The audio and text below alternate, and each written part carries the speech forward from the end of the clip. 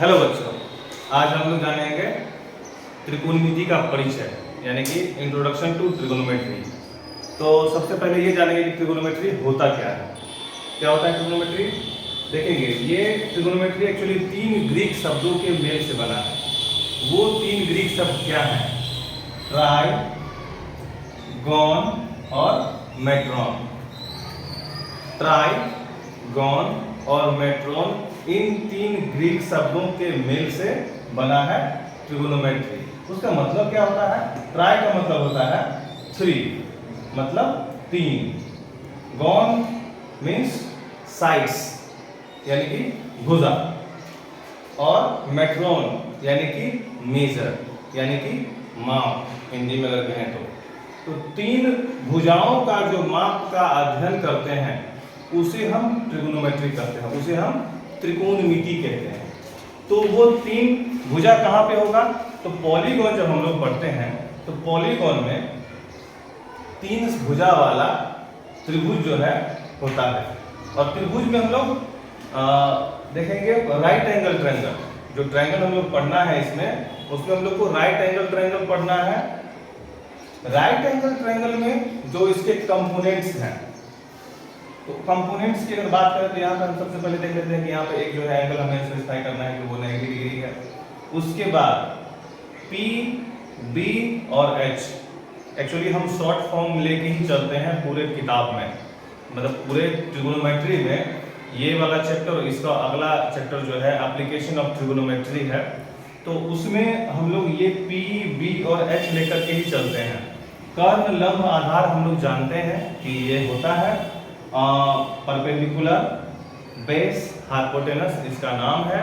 लेकिन जब question solve करते हैं तो हम लोग परपेंडिकुलर पूरा का पूरा नहीं लिखते हैं, हाइपोटेनस पूरा का पूरा नहीं लिखते हैं, शॉर्ट फॉर्म यूज करते हैं ताकि कम समय में हम लोग प्रॉब्लम को सॉल्व कर लें।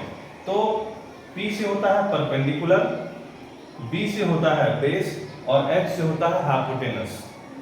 ठीक है, परपेंडिकुलर यानी कि लंब, बेस यानी कि आधार और हाइपोटेनस यानी कि कर्ण। तो इन्हीं सब चीजों का जो है हम लोग रेशियो लेते हैं। इन्हीं तीनों चीजों का जो है हम लोग रेशियो लेते हैं, और उसी रेशियो का अध्ययन से जो है कहे तो पूरा का पूरा ट्रिगोनोमेट्री चलता है। तो हमारे पास ट्रिगोनोमेट्री में 6 ट्रिगोनोमेट्रिक रेशियोज हैं। कितने हैं? 6। वो कौन कौन से हैं? वो है साइन, कॉस, टेन, कॉसेक, सेक, कॉट। ये जो है हमारे पास 6 ट्रिगोनोमेट्रिक रेशियोज हैं। साइन, कॉस, टेन, कॉसेक, सेक, कॉट। अच्छा, इसमें भी देख लीजिए, हम लोग शॉर्ट ही यूज कर रहे हैं। शॉर्ट इसका साइन और कॉस जो है, एक्चुअली साइन होता है SINE, कॉस होता है कोसेकेंट होता है, टेन होता है टेंजेंट होता है, कोसेक होता है कोसेकेंट होता है, सेकेंट होता है कोटेंट होता है, ऐसे करके जो है होता है। इसका हम लोग शॉर्ट फॉर्म यूज करते हैं, है ना। बुक में आप लोग देख सकते हैं, हालांकि उसकी जरूरत नहीं पड़ती है। यही शॉर्ट फॉर्म हम लोग यूज करते हैं, है ना, यही शॉर्ट फॉर्म हम लोग यूज करते हैं। आप लोग अपनी अपनी कॉपी में इसे लिख लेंगे और स्पेस इधर छोड़ेंगे ताकि इधर हम लोग उसका रेशियो लिखें। इसका मैं आपको फिर से एक बार नाम बता दूं। इसका नाम है साइन, SINE, इसका नाम है कोसाइन, इसका नाम है टेंजेंट, इसका नाम है कोसेकेंट, इसका नाम है सेकेंट और इसका नाम है कोटेंजेंट। ठीक है, इसका शॉर्ट हम लोग यूज करते हैं। और ये जो है इसमें अब एंगल मेंशन करते हैं, साइन थीटा, है ना। क्यू जैसा होता है, लेकिन क्यू में क्या होता है? क्यू में जो है ये निकला होता है इसका पूंछ, इसका टेल जो है निकला होता है, इसमें जो है पूंछ नहीं निकलता है। इसको थीटा हम लोग बोलते हैं, थीटा।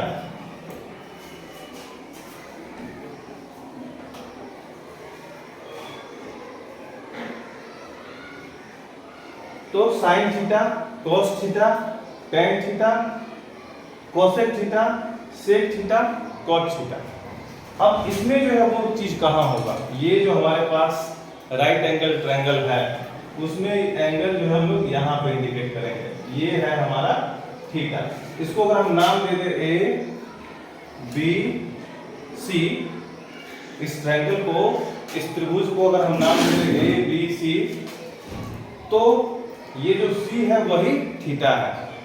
तो साइन थीटा जो हम लिखे हैं उसके जगह पर साइन सी भी लिख सकते हैं, क्योंकि सी ही थीटा है, साइन सी ही थीटा है, सी ही थीटा है। तो साइन थीटा की जगह पे साइन सी भी लिख सकते हैं, क्योंकि साइन सी ही साइन थीटा बना है, कॉस सी ही कॉस थीटा बना है।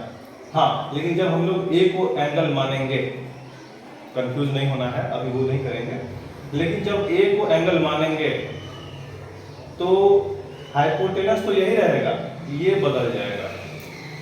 एंगल के सामने जो होता है वो होता है हमारा लंब, एंगल के सामने जो होता है उसको हम लोग क्या बोलते हैं, लंब बोलते हैं। एंगल के सामने जो भुजा होता है उसको हम लोग लंब बोलते हैं।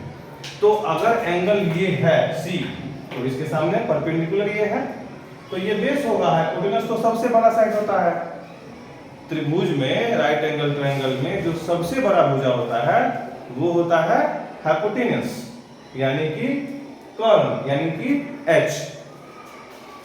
बाकी इसी दो में हेरफेर होता है। हेरफेर क्यों होता है, एंगल के वजह से। एंगल अगर ये है तो सामने वाला भुजा परपेंडिकुलर होगा, और जो एडजेसेंट साइड है वो होगा बेस। लेकिन जब एंगल यहाँ हो जाएगा तो ये हो जाएगा परपेंडिकुलर और ये हो जाएगा बेस। इस बात को ध्यान रखना है, क्योंकि 10th से पहले, इस चैप्टर को पढ़ने से पहले आप जो कॉन्सेप्ट जानते होंगे वो माइंड में एकदम फिक्स रहता होगा कि यही हमारा परपेंडिकुलर है, यही हमारा बेस है और यही हमारा हाइपोटेनस है। लेकिन आज जब आप 10th में चले गए हैं और जब आप ट्रिगोनोमेट्री पढ़ने लगे हैं, तो जब तक एंगल आपको नहीं पता हो कि एंगल कौन सा हमको लेना है, ए लेना है कि सी लेना है, तब तक आप डिसाइड ही नहीं कर पाएंगे कि बेस कौन सा होगा और हाइपोटेनस कौन सा होगा। तो सबसे पहला काम होता है एंगल डिसाइड करना कि एंगल हमारे पास कौन सा है, त्रिभुज में एंगल कौन सा है।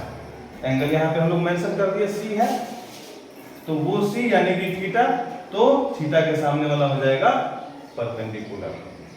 आपको आने वाले दिनों में जब हम ये थ्योरी पढ़ा देंगे, तो जब पहला एक्सरसाइज ही बनाएंगे तो आपको एक ही त्रिभुज में बोलेगा कि आप साइन ए भी निकालिए, आप साइन सी भी निकालिए। तो जब साइन सी निकालेंगे तो परपेंडिकुलर ये होगा, ए बी होगा, और जब साइन ए निकालना होगा तो परपेंडिकुलर बी सी होगा, बी सी होगा, है ना। ठीक है, क्लियर। ओके, तो अब जो है साइन थीटा जो ट्रिगोनोमेट्रिक रेशियो है हमारे पास, ट्रिगोनोमेट्रिक रेशियो जो है ये क्या है, ट्रिगोनोमेट्रिक रेशियो है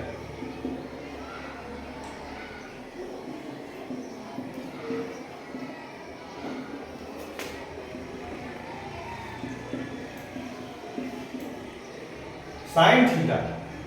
साइन थीटा जो है क्या होता है, ये जो है हमारा होता है opposite to the angle, sides opposite to the angle, sides opposite to the angle, sides opposite to angle में तो लंब, ये जो होता है लंब बटा कर्व। तो इंग्लिश में जो होता है लंब यानी कि परपेंडिकुलर, परपेंडिकुलर यानी कि P और बाय H। तो इसको लिखने से पहले आप इस बात को समझ लीजिए साइन थीटा जो P बाय H कैसे आया, क्योंकि लंब जो है हमारा AB है और हाइपोटेनस जो है AC है, इसके आधार पर आया है। एक्चुअली ये हमको पहले लिखना चाहिए था, तब ये आता, लेकिन चूंकि आप फार्मूला एक साथ हम बना देंगे तो ये बाद में हम लिख रहे हैं। ठीक है, cos थीटा जो होता है sides adjacent to the angle, sides adjacent to the angle यानी कि आधार, बेस की बात हो रही है। किसकी बात हो रही है, बेस की बात हो रही है। तो बेस जो हमारे पास क्या है, BC, BC बाय AC, ये भी इसमें भी कर्न होगा AC। ठीक है, तो ये क्या होता है B BC है B small b by h। तो ये दूसरा फॉर्मूला भी आ गया। ठीक है, तो ये दो फॉर्मूला में कोई दिक्कत नहीं है। साइन थीटा हो गया p by h, cos theta हो गया b बाई h। अब टेन थीटा क्या होता है? तो टेन थीटा को समझिए कि टेन थीटा जो है उसको अगर फाइंड करना है तो हम उसको sine theta by cos theta भी कह सकते हैं। टेन थीटा जो है होता है sine theta by cos theta. Tan theta होता है sine theta by cos theta. तो साइन थीटा का जो फॉर्मूला है और cos थीटा का जो फॉर्मूला है वो लिख देंगे और सिंपलीफाई कर लेंगे। तो सिंपलीफाई कर लेंगे, देखिए साइन थीटा क्या है p बाई h और cos थीटा क्या है b बाई h। यहाँ से तो ये डिवाइड किया है, डिवाइड नहीं कर रहा है, तो इसको अगर हमारे लिए गुना करवा देंगे तो इसका तो रेसिप्रोकल आ जाएगा ना, h बाई b। तो ये h कट जाएगा, p बाई b हो जाएगा। ठीक है, p बाई b हो जाएगा। तो यहाँ पे क्या आ जाएगा p बाई b। तो टेन थीटा हो गया p बाई b। इसको समझने में कोई दिक्कत है? उसके बाद कोसेक थीटा पे आते हैं। कोसेक थीटा जो है साइन थीटा का रेसिप्रोकल है। मतलब कोसेक थीटा का एक फॉर्मूला अगर लिखना चाहें तो वो ये भी लिख सकते हैं is equal to 1 by sine theta. 1 by sine theta मतलब 1 बाय p बाई h, तो उसका भी रेसिप्रोकल हो जाएगा। तो sine theta p by h है तो कोसेक थीटा हो जाएगा h by p। Sec theta जो है cos का रेसिप्रोकल है, तो यहां पर हो जाएगा 1 बाय cos थीटा। अब cos है b बाई h, तो यहां पर हो जाएगा h by b। cos theta जो है टेन का रेसिप्रोकल है, यानी कि 1 बाय टेन थीटा। अच्छा एक बात इसको समझिए कि cos थीटा अगर टेन का रेसिप्रोकल है, यानी कि इसका टेन का formula sin by cos, sin theta by cos theta है, तो cos थीटा का फॉर्मूला हो जाएगा cos theta by sin theta. तो देखिए इसमें हम लोग एक फॉर्मूला, इसमें एक फॉर्मूला दो हो गया, इसमें दो फॉर्मूला हो गया। एक tan theta equal to sin theta by cos theta, एक हो गया tan theta equal to p by b। तो दो फॉर्मूला हो गया, 2 2 4 5 6 7 8, इधर 9 और अभी 10 और 1 11। अभी दो फॉर्मूला और बताते हैं। तो cos थीटा हो जाएगा cos theta by sin theta, क्योंकि यहाँ पे sin theta by cos theta था, इसलिए यहाँ पे cos theta by sin theta. और अब जो है इस पहले फॉर्मूला पे आते हैं। cos थीटा जो है tan थीटा जो है p बाय b है, तो cos हो जाएगा उसका उल्टा, क्या हो जाएगा b बाय p। ठीक है, कोई डाउट नहीं आता? कोई दिक्कत नहीं, चलिए नोट कर लीजिए इसको। तो इस वीडियो में इतना ही, मिलते हैं फिर अगले वीडियो में। Till then goodbye, have a nice day, thank you.